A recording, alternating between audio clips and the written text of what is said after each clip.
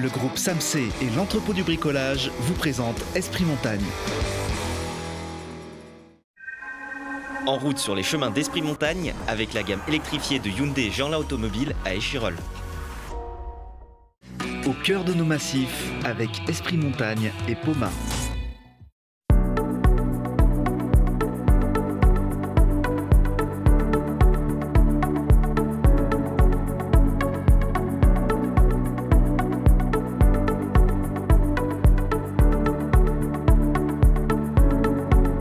Bienvenue dans Esprit Montagne, premier numéro de la saison, et bienvenue à Interstation, le rendez-vous des professionnels de la montagne, des domaines skiables, des élus de montagne, des aménageurs. Nous sommes au golfe de Charmeil qui accueille la deuxième journée de cette manifestation et la température est plutôt douce. Le climat est assez agréable, même si on sent quelques nuages sur les domaines skiables avec cette fameuse crise énergétique. Mais nous verrons dans cette émission, et les professionnels nous le confirmeront, que pas de panique, la montagne sera bien ouverte cet hiver et les stations seront ouvertes. Pour parler de cet événement, je vais rejoindre Christian Laval, la cheville ouvrière, le monsieur loyal et l'organisateur en chef d'Interstation. Christian, bonjour, ravi de vous retrouver. Bonjour Laurent. Sur ce golfe. Pouvez-vous nous raconter un petit peu l'histoire d'Interstation qui n'est pas qu'un rendez-vous avec des Français ? Alors, tout à fait. Alors, l'Interstation, on en fête le 22e anniversaire cette année. 22 ans déjà qu'on se réunit, pas que la montagne française, puisque c'est un rendez-vous européen. Aujourd'hui, on a la chance de compter parmi les participants des Suisses, des Andorrans, un Italien, voilà, et qui nous sont fidèles puisqu'ils viennent là depuis le début avec nous. Alors, il y a une journée à Corançon et une journée ici à Saint-Quentin-sur-Isère. Qu'est-ce qu'on y fait à Interstation ? À Interstation, on y fait du sport, bien sûr, avec plusieurs sports, 3 sports, on va dire, puisqu'on va faire du VTT principalement, du golf et de la pétanque. J'imagine qu'on discute un petit peu business à faire, forcément, puisque on trouve tous les profils de stations et pour les professionnels, les aménageurs, c'est un moment aussi idéal pour échanger. Alors, c'est un rendez-vous incontournable de toute façon qui allie bien sûr des moments sympathiques, des moments ludiques, des moments sportifs et bien sûr un moment où on peut échanger sur les chantiers en construction, les chantiers à venir, les projets, prendre des avis, des conseils. Et c'est très important puisque tous les corps de métier ici sont représentés. Dans les partenaires de l'installation, il y a bien sûr des constructeurs de remontées mécaniques, d'engins de damage, de neige de culture, mais il y a aussi tout ce dont une station de montagne a besoin. On peut noter des conseils, on peut noter des comptables, tout le monde est là, toute la profession est là. Combien de stations sont représentées sur ces 2 jours ? On va dire que la majorité des stations françaises sont représentées. On peut parler d'environ 80 stations en tout cas qui sont présentes aujourd'hui françaises. Et on peut surtout dire qu'il va y avoir 280 personnes sur ces 2 jours de manifestation.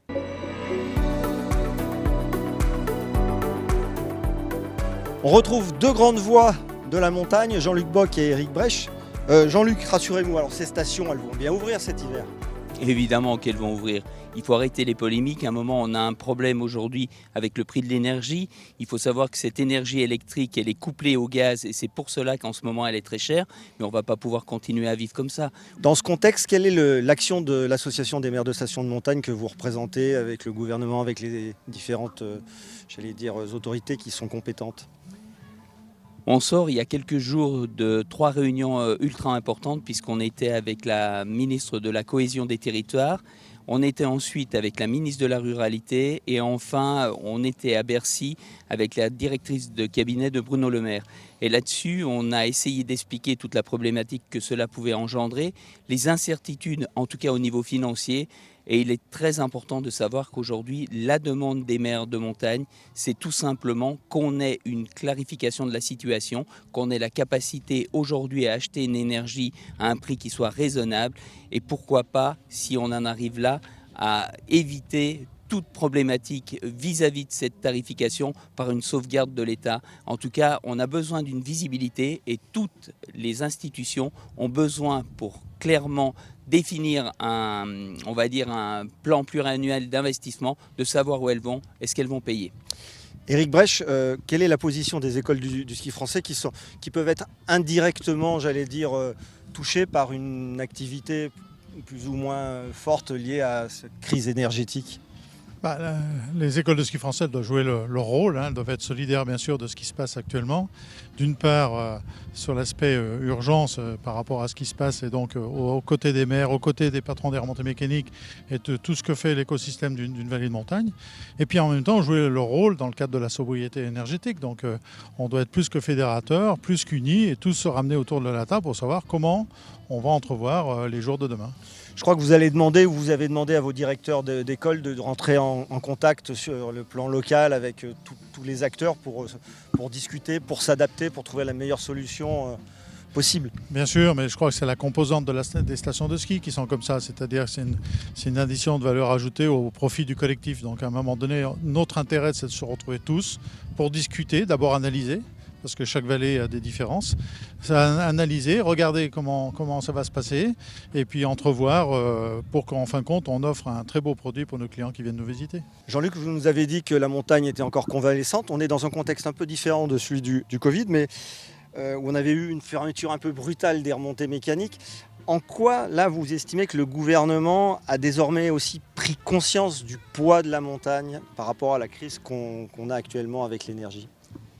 Alors on peut dire que la prise de conscience, elle a tout d'abord été d'ordre financier, puisqu'ils se sont rendus compte que quand on interdisait l'ouverture de remontées mécaniques, il y avait tout un écosystème qui ne fonctionnait pas, et la plaisanterie a coûté 8 milliards à l'État français. Donc à un moment donné, quand on paye beaucoup, quand ça coûte très cher, on se rend compte qu'il y a une économie.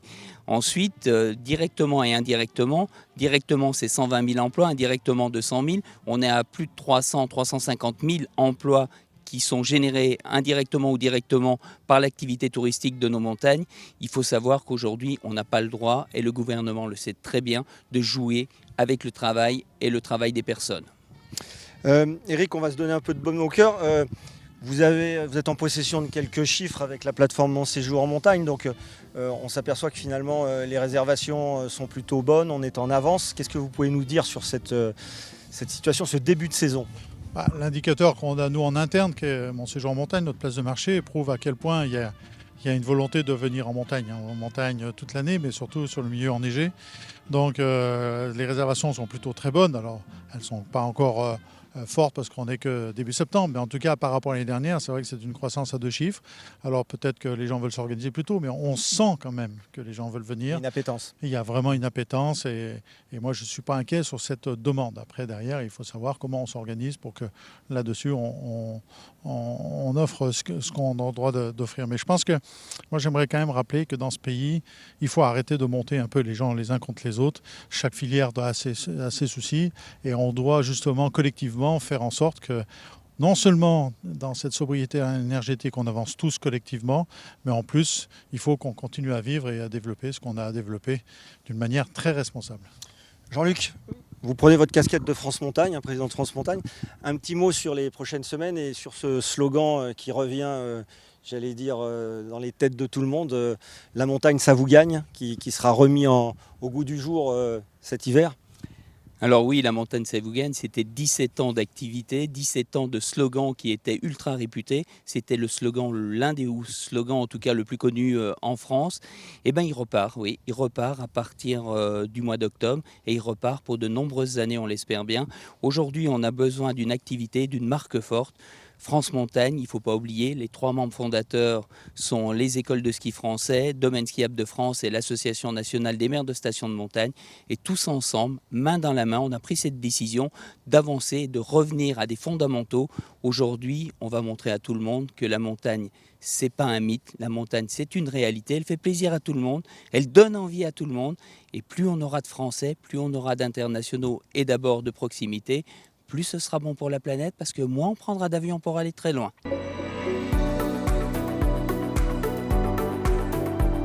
J'arrive à temps pour prendre le télésiège 3 places non débrayables où m'attend Alexandre Molin, président de Domaine Skiable de France. Alexandre, vous me confirmez que c'est bien un télésiège non débrayable ? Je suppose, on ne voit pas la suspente de l'époque, mais ça ressemble bien à nos vieux télésièges 3 places qui étaient magnifiques et qui sont magnifiquement redécorés pour utiliser dans les jardins du recyclage de nos appareils. Bon. On est là à Interstation, la profession que vous représentez, j'allais dire, échange, et dans un instinct convivial. Il y a quand même quelques motifs d'inquiétude, on l'a vu, sur la crise de l'énergie. Vous les avez tous vus. Quel est l'état de votre profession ? Forcément, il y a de l'inquiétude, mais comme il y a d'autres sujets d'inquiétude, et le sujet de l'énergie nous dépasse. Aujourd'hui, c'est un sujet qui concerne toutes les entreprises et pas seulement en France, au niveau européen. On voit d'ailleurs que le vendredi 9, il y a une réunion au niveau des ministres européens pour parler de ce point spécifique de la flambée du prix. Donc, pour l'instant, ce n'est pas stabilisé. On ne sait pas exactement quelle va être la situation. En quoi les stations peuvent être concernées par cette tension sur le prix de l'électricité ? Comme toute entreprise, c'est une charge qui est importante dans nos comptes de résultats, dans le prix du forfait. Et quand ça explose, qu'on parle de prix qui flambent, forcément, ça déséquilibre le modèle de certains. Mais nous cherchons des solutions. Premièrement, nous devons travailler à la sobriété. Ça faisait partie de nos éco-engagements à DSF.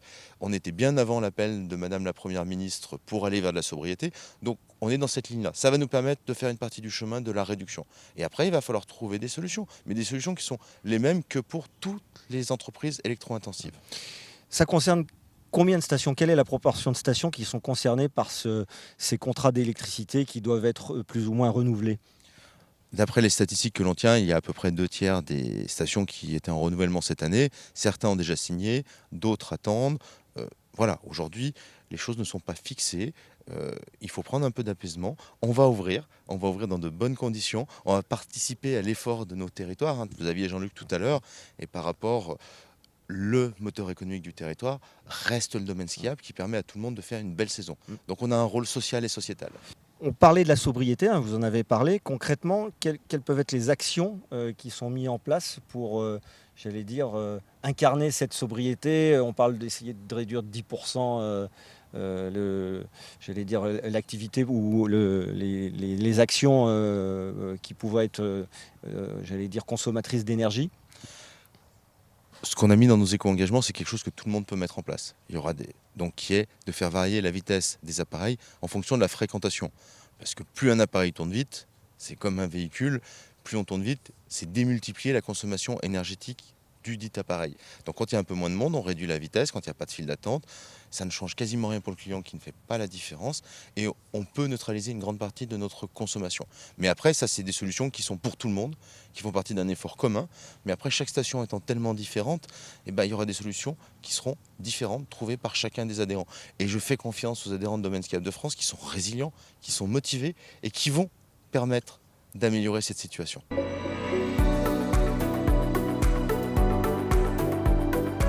On passe à une séance plus éco avec le groupe POMA, ce géant de l'aménagement en montagne et des sites urbains, et du changement à la tête de ce groupe, avec l'arrivée comme président de Fabien Fély et le départ de Jean Souchal au poste de conseil de surveillance. Jean, vous avez fait toute votre carrière dans ce groupe POMA. Dans quelle situation vous laissez la maison à Fabien Fély ? Alors, issu de la montagne, j'ai quand même fait quelques mois en station à Val Thorens. Et effectivement, ça fait 41 ans de POMA. POMA qui a 86 ans, donc presque la moitié de la vie de POMA. Voilà, donc POMA, c'est une belle histoire qui se continue. Enfin, c'est nos objectifs à tous, d'arriver à créer cette richesse dans nos territoires et puis de continuer à rayonner avec l'image française tout autour du monde. Avec évidemment des changements. En 40 ans, c'est une évidence. Et tu as parlé tout à l'heure du milieu urbain, qui est effectivement aussi la mobilité de demain. On n'a jamais été au milieu d'un changement aussi fort qui est en train de se passer et on a tout notre rôle à jouer aussi sur cette mobilité douce, vertueuse. Donc au-delà du ski, du tourisme, l'urbain est un vrai sujet et une belle chance aussi pour POMA qu'on sait saisir.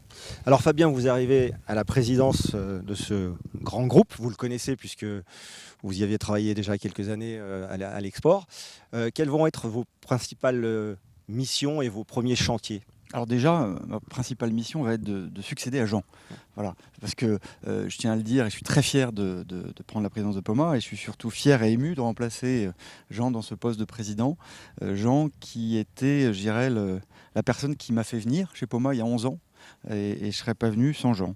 Donc il est important de repréciser que je vais essayer de véhiculer les mêmes valeurs humaines, de leadership, d'amitié, de franchise et de loyauté. Donc ça, c'est la première chose, c'est les valeurs qu'on va continuer à véhiculer. Dans la trace. Dans la trace, voilà. Donc ça, c'est important pour moi et c'est important qu'on se le dise souvent et que ça se passe, je dirais, harmonieusement entre nous et j'ai aucun doute sur le fait que ça continuera comme ça.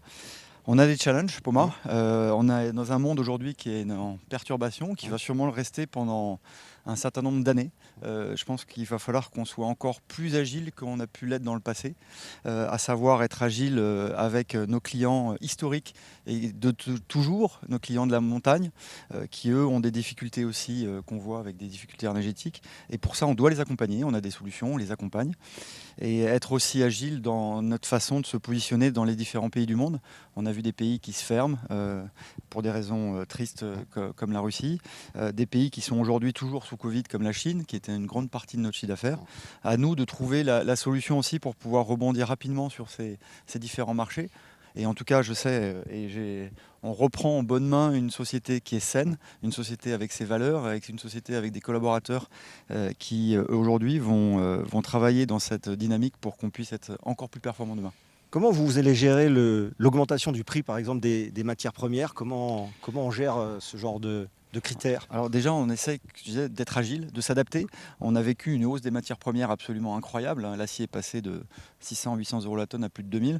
On revoit une baisse là en ce moment. Il faut aussi regarder que l'acier, le cours de l'acier peut baisser, mais l'acier transformé continue à rester haut parce qu'il faut de l'énergie, il faut des moyens humains. Donc il faut qu'on soit toujours en position de faire nos achats pour pouvoir livrer nos clients dans des délais très courts parce qu'on fait une commande l'année d'avant pour réaliser nos appareils. Donc là aussi, on reste attentif au niveau du marché. On est dans un groupe Poma aussi qui est puissant et qui a une force de frappe industrielle. Nos actionnaires nous ont fait confiance pour investir en France et c'est ce Made in France qui aujourd'hui va nous aider justement à pouvoir continuer à avoir les produits, les transformer et faire des beaux produits dans nos montagnes.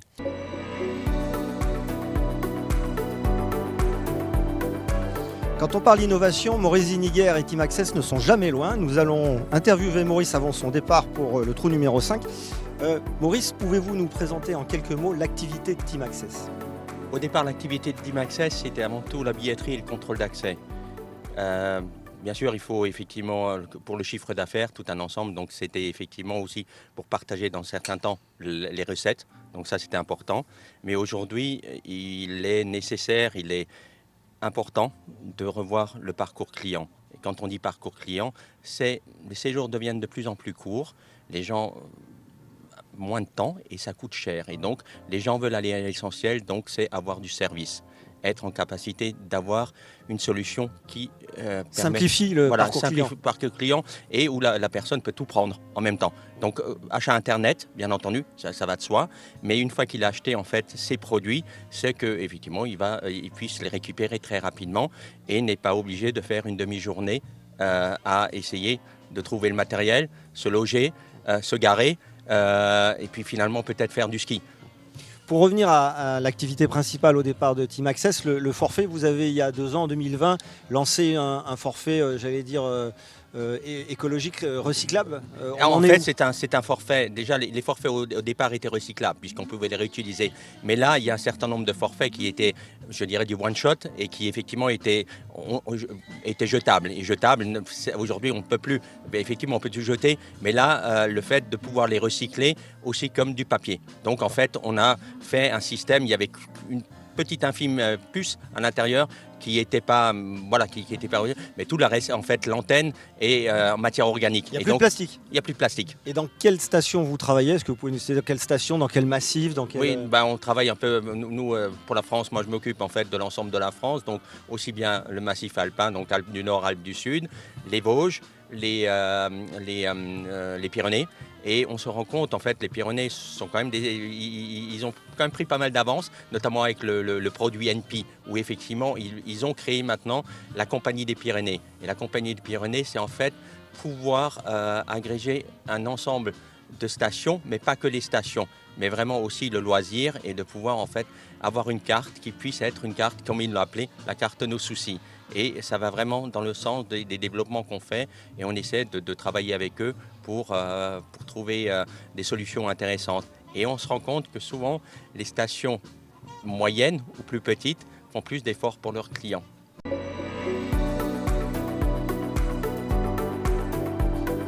Portrait de station par une figure de la station. Aujourd'hui, nous retrouvons Guillaume Bruel, président de la Société des remontées mécaniques de Villard-de-Lans, Corançon. Guillaume, pouvez-vous nous présenter et nous indiquer où se trouve exactement Villard-de-Lans-Corançon? Alors Villars-Corançon, c'est dans le Vercors. C'est à En Isère, donc. C'est en Isère, tout à fait. C'est à 3/4 d'heure de Grenoble, 1h30 de Lyon et 1 heure de Valence. Pourquoi cette station? Alors pourquoi cette station? Parce que je suis originaire de là-haut. Je suis issu d'une grande famille du Vercors. Et puis enfant du pays, amoureux bien évidemment de la montagne. J'ai eu la chance de parcourir le monde à travers le ski. Passer de skieur dans aussi. Le milieu du freeride. Et puis moniteur de ski. Et voilà, j'avais envie de travailler là-haut. Et puis un jour, l'opportunité s'est offerte. La station était à vendre. Et j'avais bon contact avec la famille Huillier, qui était l'ancienne propriétaire des remontées mécaniques.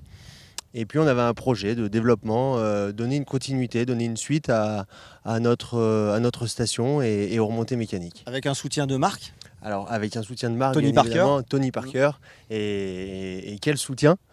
Donc voilà, ce projet s'est monté petit à petit et puis on continue de le faire évoluer. D'ailleurs, maintenant ça fait 3 ans qu'on est là, donc on peut dresser un bilan et ça avance plutôt pas mal. Et puis voilà, on a eu quand même 3 ans un petit peu difficiles puisqu'on a eu cette crise Covid au milieu. C'était un peu compliqué. Mais par contre, il y a beaucoup de positifs et on va continuer dans ce sens-là. On en est où dans le projet?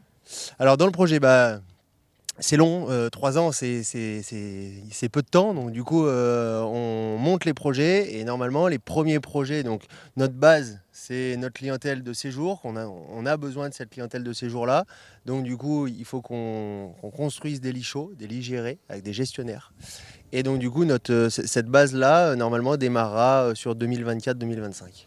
Quelle est votre piste préférée sur ce domaine? Alors il y en a plein, mais je dirais la piste noire du grand couloir sur Corançon, côté Corançon. Dans 10 ans, vous le voyez comment ce domaine skiable? Grandi, étoffé, moins fragile, j'ai envie de dire. Moins fragile, pourquoi? Parce que on a vécu des années où on a tout misé sur l'hiver. Aujourd'hui, notre projet, bien sûr qu'on n'oublie pas l'hiver, qui continue à faire 95% aujourd'hui de notre chiffre d'affaires. Demain, on aimerait se rapprocher des 75%, 80%. Donc on mise beaucoup sur l'été et les ailes de saison. Donc voilà, un tout nouveau projet et une autre dimension de la montagne.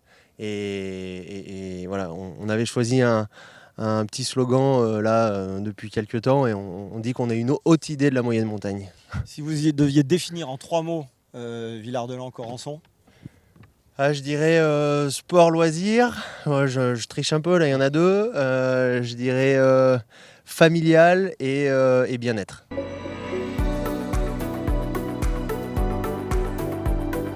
On va achever cette spéciale Esprit Montagne à Interstation en regardant vers le futur et les nouvelles générations et en parlant d'une belle initiative des écoles du ski français, la fondation Enfance et Montagne, qui permet d'accompagner le financement des classes de découverte. Guy Delavet, vous êtes membre du comité directeur du syndicat national des moniteurs du ski français. Vous êtes en charge de ce dossier. Pouvez-vous nous raconter cette belle histoire? Eh bien, écoutez, oui, je peux vous retracer un petit peu le début de cette belle histoire qui a émergé en 2021 à l'initiative d'Éric Brèche et du comité directeur pour venir en aide aux groupes scolaires qui ont énormément de difficultés à organiser leur séjour en France, difficultés administratives bien entendu, mais aussi difficultés financières, d'où l'idée de venir en aide à cette typologie de clientèle pour les inciter à venir découvrir et redécouvrir les joies de la montagne, aussi bien l'hiver que l'été. Quel type de classes sont éligibles à ce dispositif? Alors, on s'est orienté à ce jour sur les classes de neige, au sens propre du terme, c'est-à-dire les écoles primaires. Écoles primaires qui s'entend bien entendu sur l'ensemble du territoire français. Combien d'enfants ont déjà bénéficié de ce dispositif et quel est l'objectif pour la saison 2022-2023? Alors, la première saison qui s'est déroulée, donc saison 21-22, 9000 enfants ont pu bénéficier de ces aides, donc à savoir plus de 500 classes. 500 classes issues de tout le territoire français. Et ces classes se sont réparties sur le territoire montagnard, principalement sur le Isère, Haute-Savoie, Savoie, Pyrénées et un petit peu sur le Massif central. Christian Laval, donc on est avec vous, on a commencé cette émission, on la termine avec vous, la boucle est bouclée. Vous êtes également impliqué dans cette belle initiative avec l'association Ambassadeurs des Alpes. Quel va être le rôle d'Ambassadeurs des Alpes ? Le rôle des ambassadeurs des Alpes, c'est finalement d'être des ambassadeurs, un peu de faire en sorte que cet élan qui est inspiré, qui est inspirant surtout du syndicat des moniteurs du ski français, sert d'exemple à tous et modestement on voudrait et on essaye en tout cas d'être le relais citadin de ces actions. Je sais qu'il va y avoir des soirées ou des repas organisés dans les différents départements. Vous allez être présent à ces manifestations ? Alors, gentiment, on va accepter parce qu'on nous a invités à être présents, on nous a invités à participer. Et bien sûr, on sera présents, tous les ambassadeurs, mais bien d'autres encore, puisque c'est un réseau qui se mobilise un peu de partout pour ça. Alors, dans ce réseau, on retrouve des grandes entreprises. Je sais que Poma participe, le groupe Dauphiné Libéré, la Banque Populaire Auvergne-Rhône-Alpes. Donc, l'idée, c'est vraiment que la cordée s'élargisse. Alors, la cordée doit s'élargir parce que de toute façon, les ambassadeurs sont constitués aujourd'hui de 120 entreprises environ, 150 demain, mais qui ont du personnel qui est directement concerné par ce qui se passe en montagne. Et nos employés, tous les gens qui cherchent à venir travailler dans nos régions, viennent aussi. Pourquoi ? Pour cette qualité de vie qu'on y retrouve. Donc il faut qu'on accompagne ce mouvement. Vous avez un souvenir personnel d'une classe de neige ? Oui, quand j'étais à Champollion, par exemple, en petite école, où le mercredi après-midi, on montait à Champs-Rousse et on faisait du ski facilement. Et vous pensez que ça a contribué au fait que vous êtes devenu désormais une des chevilles ouvrières du groupe Poma ? Forcément. Alors, le ski, ça a toujours été une passion pour moi, bien sûr. J'ai grandi dans cet environnement. Et grâce à ce que j'ai pu vivre, effectivement, en étant gamin, oui, forcément, ça sert, ça aide. Mais j'insiste encore, ce qui est remarquable dans l'action qui est menée, c'est du séjour en montagne, pas forcément du ski. Non, c'est sur toute tous les l'année. territoires. Et c'est sur cette magnifique initiative que va s'achever cette première émission d'Esprit Montagne. Portez-vous bien et belle saison.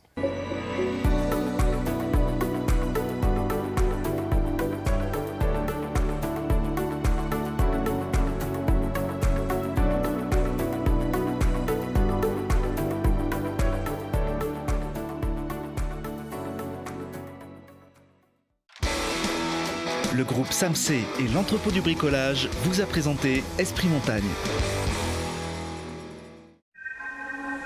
C'était Esprit Montagne avec la gamme électrifiée de Hyundai Jeanlin Automobile à Échirolles. Au cœur de nos massifs avec Esprit Montagne et Poma.